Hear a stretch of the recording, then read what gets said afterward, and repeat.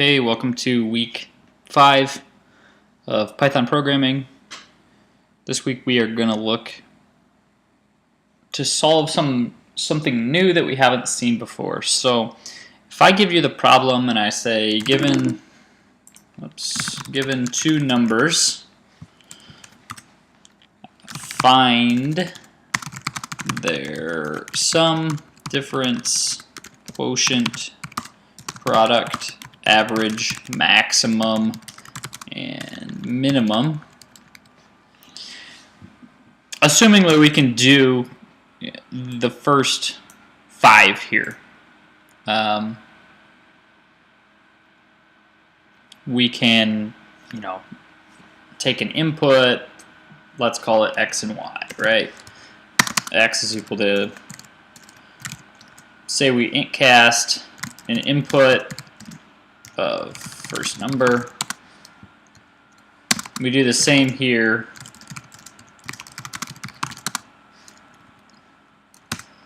For sum or diff, quotient, product,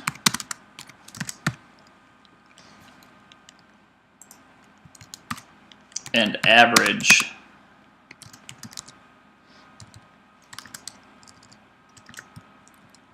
Knowing that we have 2. So that's, pretty straightforward. We knocked out these ones. But how do you find the maximum and the minimum?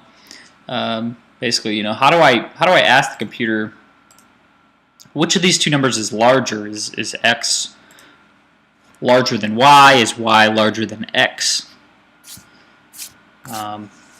You basically previously have been telling the computer everything that you want to do in terms of calculations, right? It didn't matter what the user put in. They could put in whatever they wanted, as long as it was a number. And then we said, okay, well, take whatever they gave us and use it in this way. It doesn't really matter what it is. We don't really care. We know that we have some math that we're going to run a calculation on. However, what if you needed to know what that thing that they had entered was, or you needed to compare it to something else that you knew, or even in this case for the max and min, something that you didn't know. You needed to compare two things that you didn't know and find out something about it. Well, the computer can do that for you, and the way that it can do it is in a thing called a conditional. And conditionals are basically ways to ask the computer something. Does this thing exist? Is this basically a true or false question you can send to the computer?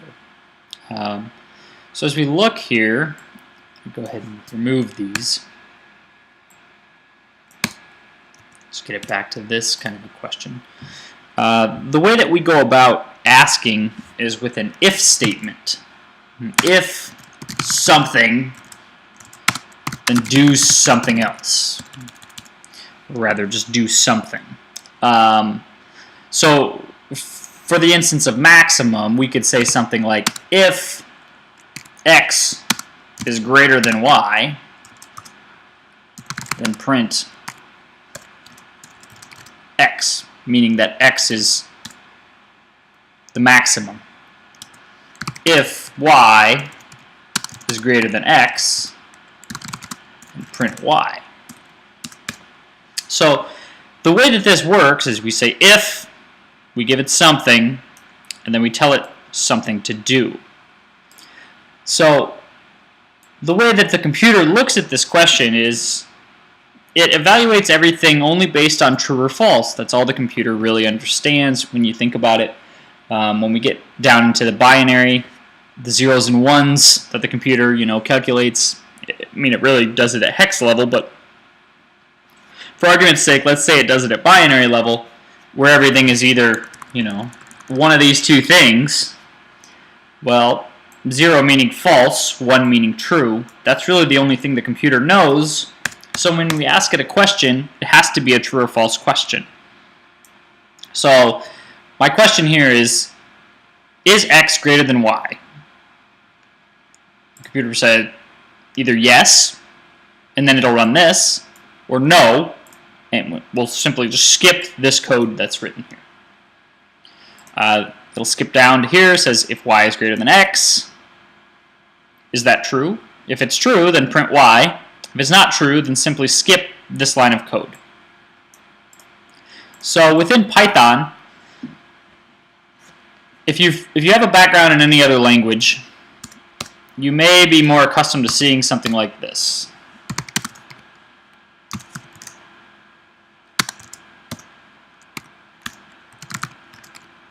For simplicity's sake, we'll do something like that. Where other languages use these curly braces to signify what should happen within this conditional, if this thing is true. You know, you could have other things happen. You know, you could do a lot of things. We can do the same.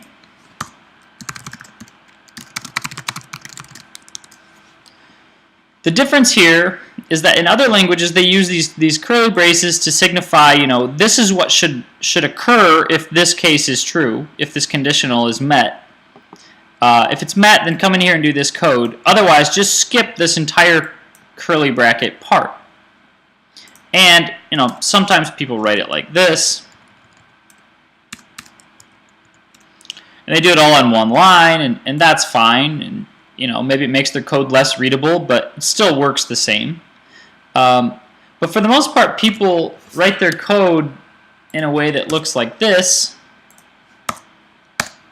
If you notice, my Sublime automatically did it for me. I'll show you again. When I put in a curly bracket and I hit enter, it automatically indented the next line and put the curly bracket back over at the indent at the same level as this if statement. So this is the default in most languages, you know, C, C++, Java, PHP, you know, these types of languages that use semicolon delimited lines, meaning that tells me where the end of the line is. Well, Python came in and said, if everyone already does this and uses this format, why don't we just get rid of it? Why don't we just stop using that altogether? And instead, we'll put a colon here, and then the next line will just be indented by default to tell you that it's going to happen. So if you look, here's the example in some other language, and it basically, you know, has these lines indented, and these run within this loop, within this condition.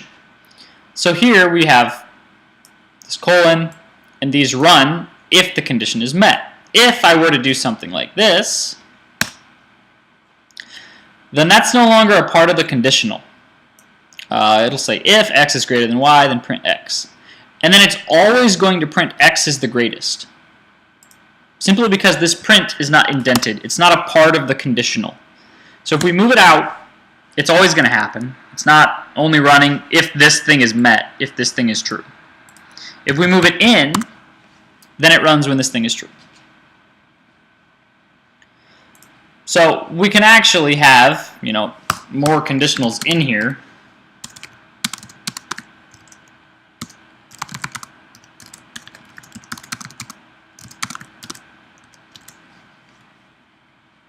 And the way that works is if x is greater than y, then it's going to print x, and then it's going to print x is the greatest. Then it's going to check if x is greater than 10, and if that's true, it's going to print x is greater than 10.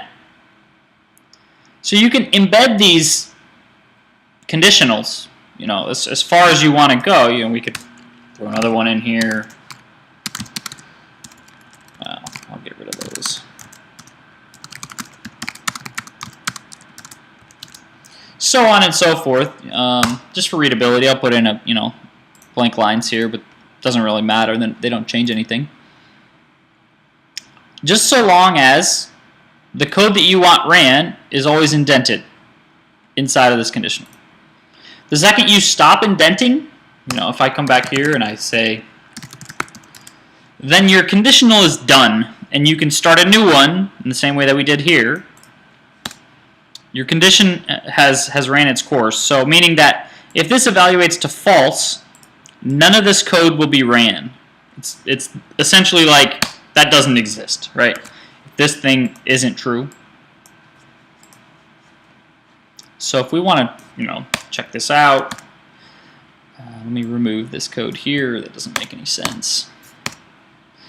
And so let's save this. Let's go ahead and save this. There were some questions on kind of how to deal with this for your assignments. So you should be writing all of your assignments in some, Notepad++ or Sublime or Notepad or some editor, just so that you can now deal with the indenting.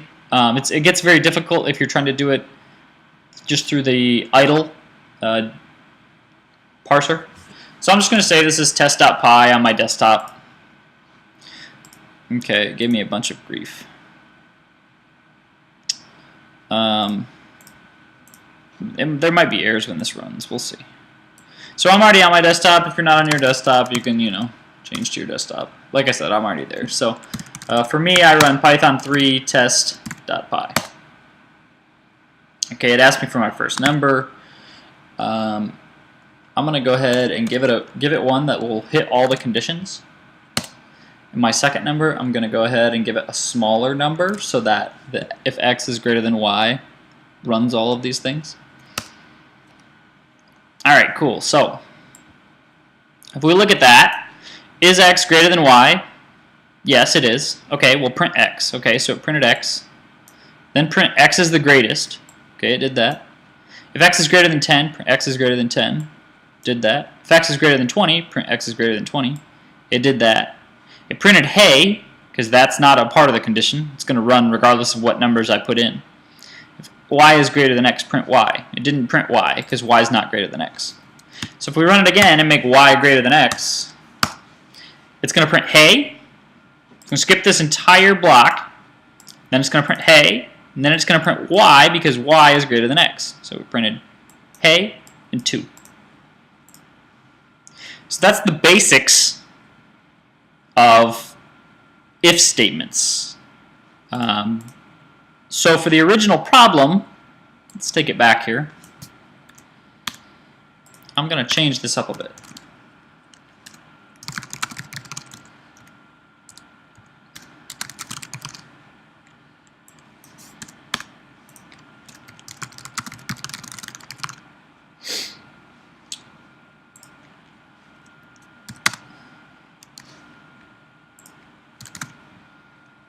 Okay, so this will answer the question of maximum.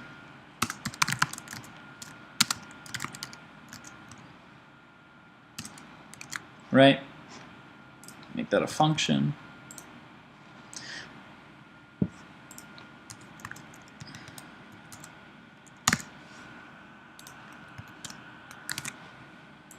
right, let's run that again. 1, 2. Max, second number is larger. Try it again, see if we can get it on the same line. Cannot.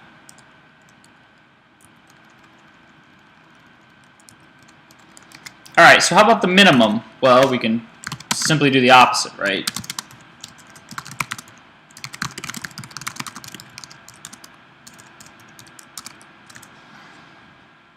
I always forget these parentheses because you don't use them in Python 2.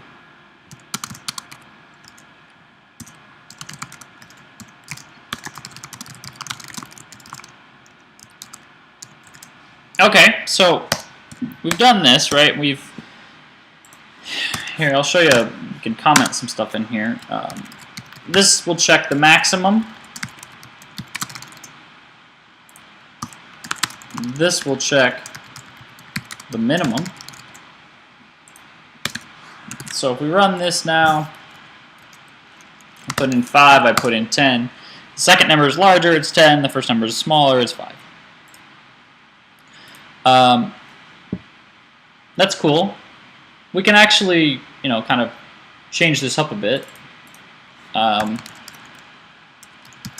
do something like this, where we take this line here, we move it into here.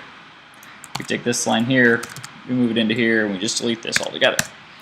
Why can we do that? Well, we know that, if the first number is larger, then the second number is smaller. We don't need to check for it, right?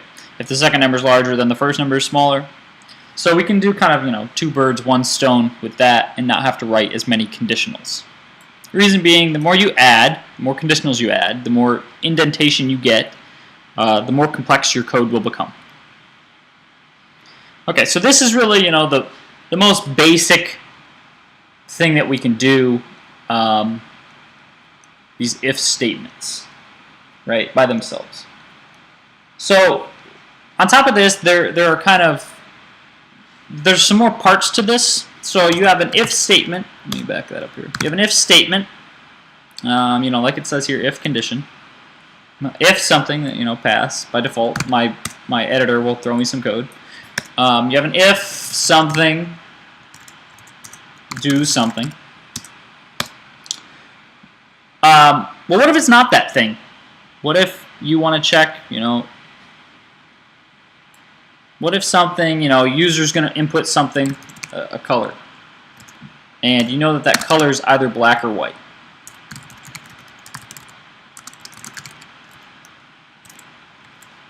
And I'll do it in all lowercase just so we don't have to deal with too much. Okay.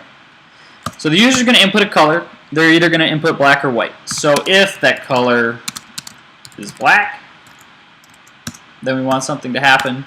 We could write if color is white, then we want something else to happen. But that almost seems like too much. I shouldn't have to check them knowing that it's either one or the other. You don't have to. You can simply use an else statement. And the else says, you know, if the color is black, then do this.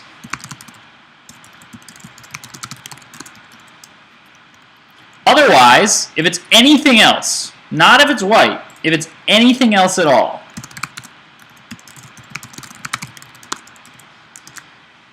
then it's going to print this. So let's give that a shot. Black or white. Say I type in green. It knows that the color is not black. If I type in black, it knows that the color is black. If I type in white, if I type in blue, if I type in yellow, it's just going to say for all of these, you didn't select black. This is the kind of catch-all if this case is not met. So if this is not true, then do this.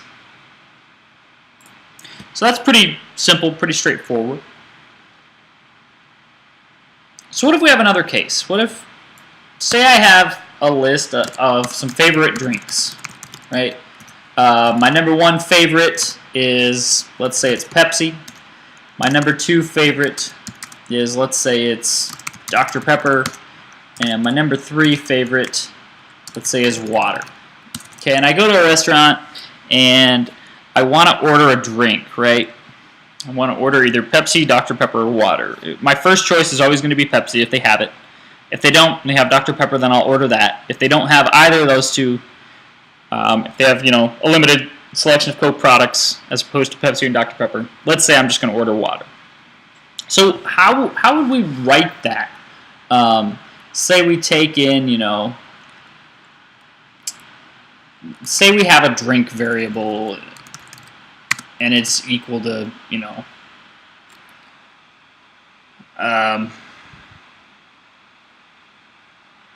their list of drinks, right? Let's just say they have only Coke. Okay. So if that drink list is equal to Pepsi, then got a Pepsi. If the drink list is equal to Dr. Pepper, then let's say we got a Dr. Pepper. If that drink list is none of those things, well, how would I say that? I could say not equal to Pepsi and drink not equal to Dr. Pepper. But that seems a bit convoluted. So what if we go in here and we say, well, let's combine all these things so where we can have an else statement, gotta water. Well, at the moment, it's going to check this, and this doesn't have any else statement on it.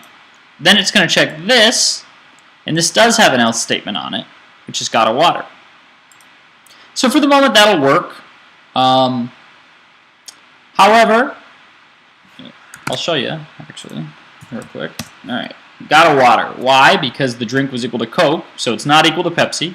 It's not equal to Dr. Pepper, so it's equal to water. However, if this becomes Pepsi, then you'll see I got two answers here. Reason because if the drink is equal to Pepsi, print got a Pepsi. It ran that, it completed, it's true, so it printed that. Then it ran another check. If the drink is equal to Dr. Pepper, print got a Dr. Pepper. Well, it's not equal to Dr. Pepper, so it's going to run this else statement, this catch-all. Print got a water. And it did, it printed that. But I don't want two things, I only want one thing at a time. So what we can do here is we can say, we can combine all these ifs by saying if, and then throw another one in with it. If it's Pepsi, then that's fine. Otherwise, if it's Dr. Pepper, then it's that. Otherwise, here's the catch-all, gotta water. Oh, poop. It's elif, not else if. My apologies. Alright, so it's still equal to Pepsi here. It printed, got a Pepsi. It never ran any of this code. It didn't need to. So if I go back, throw in Coke, it should print water. If we say Dr. Pepper, and I spell it properly, then we got a Dr. Pepper. So we can add multi-conditions together in a single conditional. This is one conditional. It has multiple conditions. Here's the first condition, if it's a Pepsi. Here's the second condition, if it's a Dr. Pepper. Here's the catch-all, which says if it's none of these, right, I could even go further. I could, you know, elif drink equals Sprite, right? Say my third becomes Sprite, and then my fourth becomes water. If it's Sprite, print Sprite. And we can continue on like this, adding as many conditions to this conditional as we need, quite simply, and then having a catch-all.